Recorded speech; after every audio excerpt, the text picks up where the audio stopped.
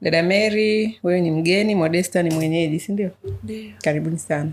Asante. Haya.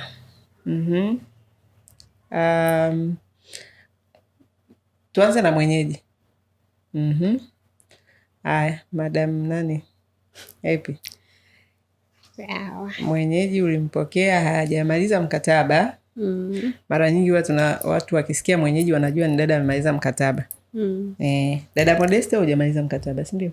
Ndio. Mkataba wako umeishia wapi? Miezi mingapi? Miezi 10. Miezi 10 imefika? Ndio. Ulipangiwa kazi wapi? Dodoma. Ndio. Okay, sasa kwa nini miezi 10? Yaani kwa nini hujamaliza mwaka? Miezi 2 tu imebaki. Nilikuwa napitia changamoto, ikafika mwisho nikashindwa kabisa kuvumilia. Ulikuwa unapitia changamoto, ukafika mwisho ukashindwa kuvumilia. Ndio. Aha, sawa. Vipi, ni changamoto gani ulizokuwa unapitia ambazo ulifika mwisho ukashindwa kuvumilia? Changamoto ya kwanza, pale nilipofika kulikuwa kuna kazi ambazo zipo nje ya mkataba ambazo nilikuwa nazifanya. Kazi nje ya mkataba? Ndio. Kazi gani? Kubeba kifusi. Kubeba kifusi? Ndio. Kulima, kupalia na kuvuna mazao.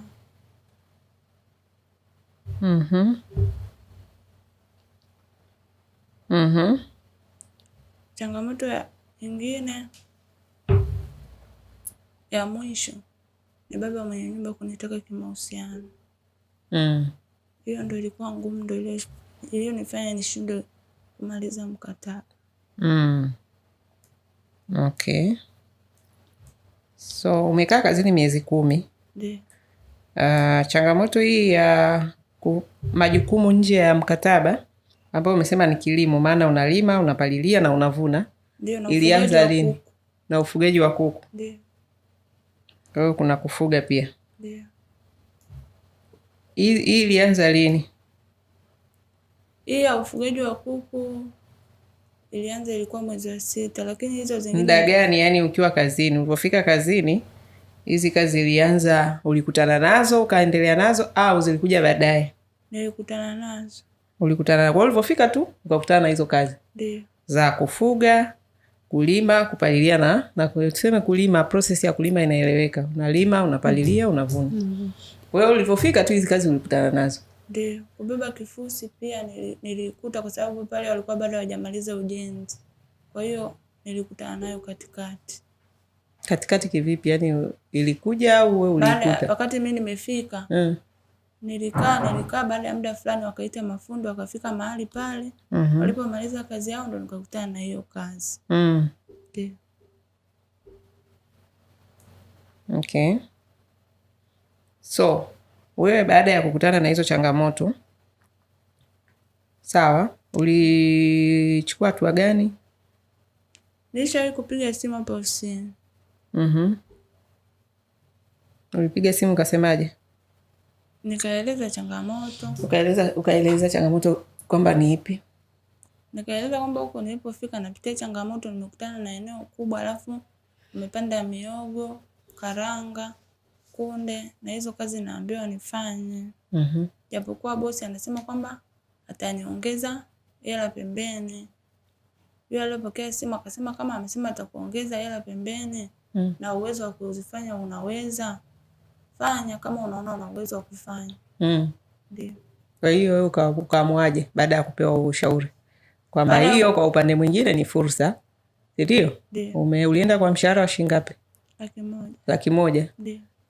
Kwa hiyo ofisini kwetu wakakushauri kama una uwezo wa kuzifanya ukaongezea hela ufanye, si ndio walivyokujibu? Ndio. Wewe ukaamwaje? Ulionaje? Nikafanya, lakini baada ya kuanza kufanya zile kazi nilipwa mshahara ndani ya mwezi mmoja tu, kunapoendelea kote sikuwahi kuongezewa tena. Kwa hiyo ndani ya mwezi mmoja ulio shilingi ngapi?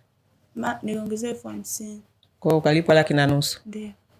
Aha. Kwa hiyo kuhusiana na hizo kazi, kama huo mshahara wa 1,500,000 ungekuwa unaendelea kwako wewe, zile kazi ungeweza kuzimudu, ungezifanya? Hapana, kwa sababu niliona ni kazi ya mkataba wa mwaka mmoja, niliona ninaweza. Kwa sababu ilikuwa ni kazi ya muda mfupi. Niliona pale nitakaa kwa muda mfupi nitaondoka. Muda mfupi muda gani? Mwaka. Si ndio nachosema? Yaani mimi nataka tu ulichokisema wewe kwamba ulivyopiga simu ofisini kwetu kulalamikia majukumu, si ndio hayo ulilalamikia? Ndio. Majukumu mengi. Ndio. Ukaambiwa kama unaweza ukaongezewa pesa na we mwenyewe unaona unamudu kufanya hizo kazi, kwako hiyo inaweza ikawa ni fursa. Na ndivyo kwenye mikataba yetu tulivyoweka kwamba dada anapokuja kukutana na majukumu nje ya kazi za ndani, hiyo ni kazi nyingine, hiyo ni biashara nyingine. Kwa hiyo tuongee kama kituo na dada na bosi, tukubaliane kwamba utaongeza pesa kama dada anamudu. Sababu kuna wadada wengi ni majembe. Sisi tunaelewana Modesta na wadau mnaotusikiliza, wadada mabosi. Kuna wadada bwana tumelelewa kwenye mazingira ya kazi. Kwa hiyo mimi kipindi hicho wakati nakuja Dar es Salaam kufanya kazi za ndani, nilikutana na kazi nyingi sana. Lakini kwa sababu sikuwa na awareness ya unaweza kuongezewa mshahara. Yaani mimi na kwa sababu nilikuwa na hasira ya kijijini kwetu nilikotoka, sikutaka kabisa yani yale maisha. Kwa hiyo mimi nilipambana. Nataka kusema kuna wadada wamelelewa kikazi. Wadada wengi wanatoka vijijini. Uwezo wa kufanya kazi wanao. Issue ni kwamba kama sasa hizo kazi ni nyingi kupitiliza na kipato ni kidogo, hiyo ndio inaleta changamoto. Dada Modesta, umesema mwezi wa kwanza tu ndio ulipwa 1,500,000 baada ya ofisi kituo kukushauri kama unamudu hizo kazi basi bosi aongeze nini? Mshahara. Kwa hiyo mimi nachojaribu yani ni kama wewe ulichokisema kwamba ulilipa mara moja tu, miezi mingine ukaendelea kulipwa 100,000. Ndio. Kwa hiyo tatizo ndio hilo. Yani tatizo sio tu kwamba ni kazi nyingi, ni kwamba ni kazi nyingi alafu malipo hayakuwa kama madogo. Kwa hiyo bosi angeweza kuongeza ile 1,500,000 akawa kila mwezi analipa 1,500,000, tunataka kutoka kwako, ungemudu? Kama bosi angeweza kunilipa kila mwezi, ningemudu. Kwa sababu kazi nilikuwa nafanya vizuri na kwa uaminifu. Ndio. Okay, kwa hiyo ungemudu endapo kama angeongeza mshahara. Na hiyo message iende kabisa. Mabosi huwa tunawaambia na wadada, unapoenda kukutana na majukumu mengi, wadada huwa tunawashauri usikimbilie kukimbia. Yaani angalia kama fursa. Uone kama unaweza sitaongea na bosi akuongezee. Sasa hapa kitu ambacho na sijui unakumbuka uliongea na nani ofisini huko?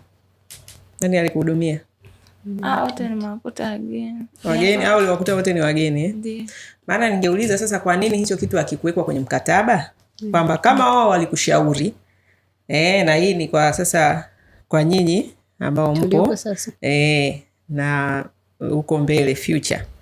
Kama bosi anakubali kuongeza mshahara, isiwe wa maneno. Ndio maana huyo alilipwa mara moja tu. Utakiwa ule mshahara uwe umerekebishwa, taarifa yetu update kwenye system. Mshahara wa dada sasa utakuwa ni 1,500,000 kutokana na baadhi ya majukumu ambayo yameongezeka. Kwa hiyo yeye akalipwa 1,500,000 mara moja tu.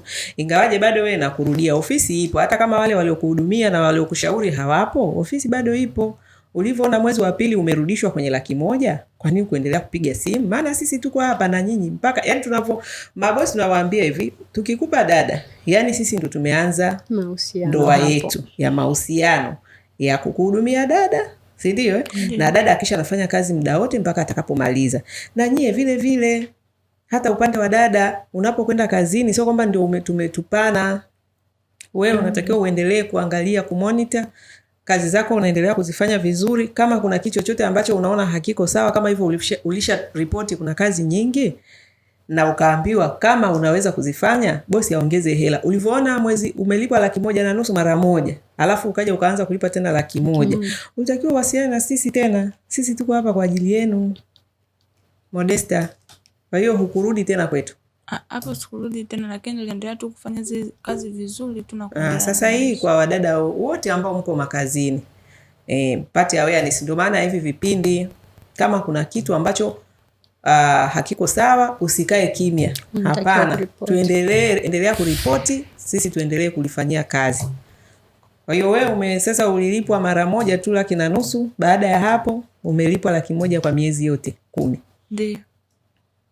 Sawa, sasa wewe kwako ni uzembe wako, kwa sababu ungeripoti, sisi tungemkazia bosi kwamba hapana, aidha majukumu atafute mtu mwingine ayafanye au aongeze mshahara. Umeelewa Modesta na mkataba wetu uko clear kabisa. Uko very clear. Majukumu ya nyumbani ni malezi ya watoto, ni kusafisha nyumba na nyumba zinajulikana, na kupika. Sawa Unapoenda kukutana na masuala na mifugo, mambo ya kilimo, umeona na wenzetu wanapendaga kusema na kabustani kadogo. Lakini wewe unasema eneo ni kubwa. Ni eneo kubwa. Kwa hiyo jamani, mabosi, wadau wetu, tafadhali naomba kwa hapo tuelewane. Utaratibu wetu huko hivyo muda mrefu sana, kwamba hawa wadada kama kweli ni vibustani vinaeleweka vidogo, lakini unakuta sio bustani kama anavyosema. Unakuta kuna nusu eka, sio eka moja. Yani kuna kazi kubwa. Hiyo kazi ya kilimo, ndio maana watu siku hizi wanaweka hawa shamba boy ili waweze kusaidia hizo kazi za nje zinazohusiana hizo kilimo na nini na nini. Umeona? Kwa hiyo ndio hivyo. So kwa hilo Modesta, wewe ndio hapo uzembe wako ndio hivyo. Umeendelea kulipwa hiyo 100,000. Ungesema kipindi kile ulivyoona unapewa 100,000, baada ya 1,500,000 afu ikaja 100,000, ungekazia pale na sisi tungemkazia bosi wako, angeongeza hela. Kifanya wenyewe huko hamwezi hamwezi kutoboa. Kuna maana kubwa sana kwa nini sisi Wadada Center hapa tunatakiwa kuwa tuna oversee mikataba yenu, tunawasimamia. Yani hicho kitu msichukulie poa. Wengi huwa mnaendaga huko mnaanza kuelewana na mabosi wenu, lakini msichokijua nyinyi ndio mnajinyonya. Mwisho wa siku wao ndo wanalibikiwa. Wao wenyewe. Unajikuta wewe mwenyewe umepoteza. Sasa hizo 50,000 miezi 10 si ni hela nyingi tu. Hela ya kutosha kabisa. Sawa. Kwa hiyo kwa hilo sasa sisi tuseme yani kwa wadada wengine msifanye makosa mlioko kazini. Ukiona kuna kitu yako sawa, yani wewe wasiliana na kituo, wala sio dhambi wala hakuna ubaya. Maana wengine huwa wanaogopa, nikiripoti bosi hata nikasirikia ataninunia. Huyo sio bosi peke yake. Yani haiwezekani bosi atake kumnyonya mtoto wa mwenzake alafu tuone iko sawa. Hapana, hilo sio kosa. Wala usiogope. Akikununia, akisusa, akifanyaje, basi sisi tutahudumia watu wengine. Afate mkataba. Kwa sababu kama hii mkataba wako hivi vitu vipo. Hivi vitu kwamba yani kazi za ndani ni hizi na hizi na hizi. Kazi nyingine nje ya kazi za ndani lazima tuelewane. Sio majukumu ya dada, na labda kama dada atakubali inabidi kuwe na maelewano ya kumongezea mshahara. Tuko very open. Sasa tuje kwenye hili ambalo ni zito sana, hili la umesema bosi baba alikuwa anakutaka. Hii ilianza lini? Imeanza ilikuwa mwezi wa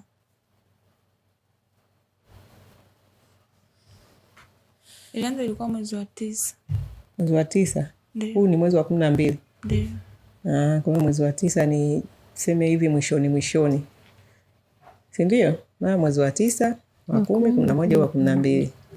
Yaani sio tu immediately ulivyofika tu akaanza kukutaka, sio, si ndio? Ndio. Baada ya umekaa umefanya majukumu yako vizuri, umezoea mazingira, endelea na kazi zako vizuri, huko mwishoni sasa ndio akaanza kuonyesha hizo tabia za kukutaka. Ndio. Sasa na lenyewe hilo uliripotia wapi? Sisi mkataba wetu unasemaje ukikutana na hizo tabia za wababa wa staili? Unatakiwa ufanyeje kwenye taratibu zetu? Ndio kutoa taarifa kituo. Haya. Kwa hiyo wewe ulikutana na hiyo changamoto, ulichukua hatua gani? Maana ile ya kwanza tumesema na umeisema vizuri kabisa. Na hivyo ndivyo inavyotakiwa. Sema walipokosea ni kwamba hawakuandika kwenye mkataba kwamba dada sasa mkataba wake mshahara umebadilika. Lakini walikushauri vizuri na wewe ukaona ni sawa, ukakubali, lakini ndio hivyo bosi wako kule hakutekeleza kile kitendo. Kwa cha kwanza ulifanya vizuri. Hiki cha pili uliripoti. Hiki cha pili vipi na chenyewe? Hiki cha pili kilitokea baada ya kuwa nafanya majukumu vizuri, yani nafanya kazi pale nyumbani kwa nguvu. Yule baba ndo akaanza kuonyesha maneno. Akaanza kuniambia maneno. Kwamba yani ungekuwa mke wangu wewe. Kwa kweli ningepata raha sana. Unapiga kazi. Sasa ile maneno alipokuwa anaongea Baadaye nikaja kuacha yale majukumu ambayo nilikuwa nafanya. Majukumu gani ulikuwa unafanya? Kama kusafisha banda la kuku na hizi kazi zingine ambazo za kulima, kutoa majani. Nikaja nikaacha kutokana na hizo sifa ambazo alivyokuwa anasema hivyo. Kwa hiyo yani yeye alikuwa anakusifia kwa sababu unafanya hizo kazi za kulima, kufuga. Ndio hizo alikuwa anakusifia nazo? Ndio. Alianza kama utani tu. Alikuwa anasema ungekuwa mke wangu wewe. Hivyo hivyo kama utani. Baadaye siku ya karibu hapa nikakuta asubuhi alikuwa anaondoka na mama.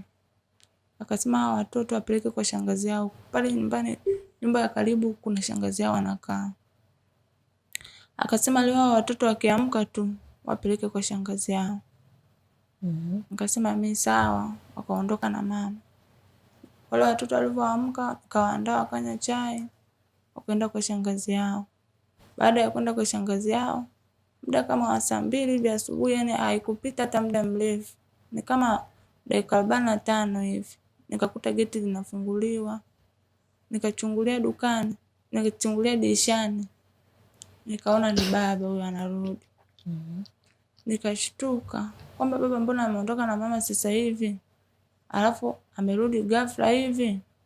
Kwani kwa kawaida ratiba yao ikoje? Ratiba yao wakiondoka asubuhi wanarudi jioni. Wote wawili? Ndio. Toka umeenda? Ndio. Okay. Labda siku nyingine mama ndo anawahi kurudi. Ndio. Sasa wewe kwa nini ulishtuka? Kama haijawahi kutokea akawahi kurudi, pengine kasahau kitu, kwa nini ulishtuka? Nilishtuka kutokana na hayo maneno yake. Yaani kwanza hata ile kusema tu watoto hawa leo asubuhi wapeleke kwa shangazi yao. Nilishtuka, lakini kutokana na yule mama alikuwa ni mtu ambaye hana mazoea na binti. Yaani nikauzu. Huwezi ukamwambia chochote, huwezi ukaongea naye chochote.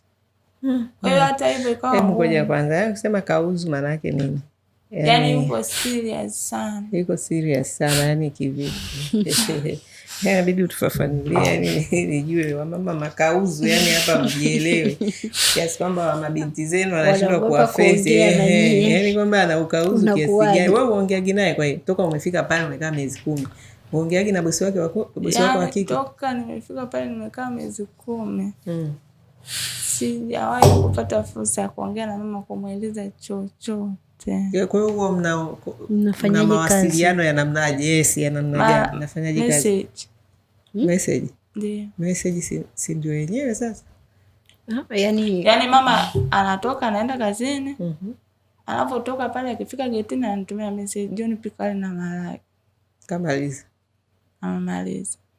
Kwa hiyo wananunua vitu wenyewe? Ndio, wananunua wenyewe, kila kitu anaweka ndani. Kila kitu anaweka ndani. Kwa hiyo wewe anakupa order kwa njia ya message. Ndio. Kwamba leo pika hiki. Ndio. Leo pika hiki. Ndio.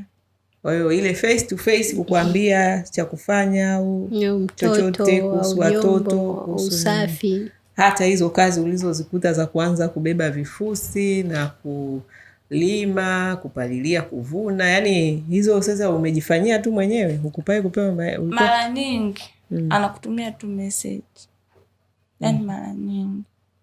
Asilimia kubwa. Yani labda sio siku zote alikuwa anatuma tu message, hapana. Siku nyingine, yani siku moja, yani machache sana. Yani nakumbuka kwa mfano kama siku moja nazi zilikuwa zimeisha. Nikamkimbia nikasema mama samahani nazi zimeisha. Akasema kwa hiyo. Nikashinda tena kuongea. Jibu lake ndio hilo. Kwa hiyo. Okay.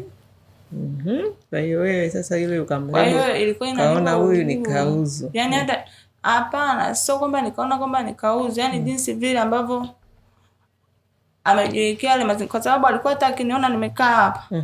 Hawezi kunisogelea, hawezi kukaa na mimi, ataondoka zake anaenda huko. Au yeye amekaa jikoni vile, labda useme kwamba siku hiyo ameingia jikoni anapika. Ukisogea pale anakuambia leo nipe mwenyewe, nafanya kazi zangu mwenyewe, wewe nenda tu huko. Kwa sasa wewe si unamwambia mama nataka kujifunza kutoka kwako. Yaani alikuwa hana ule ukaribu kabisa. Alikuwa nakumbuka hata siku moja nilikuwa nauma, nikaogopa kumwambia. Na mimi ikabidi nimtumie tu message. kwamba mama, samahani, leo naumwa.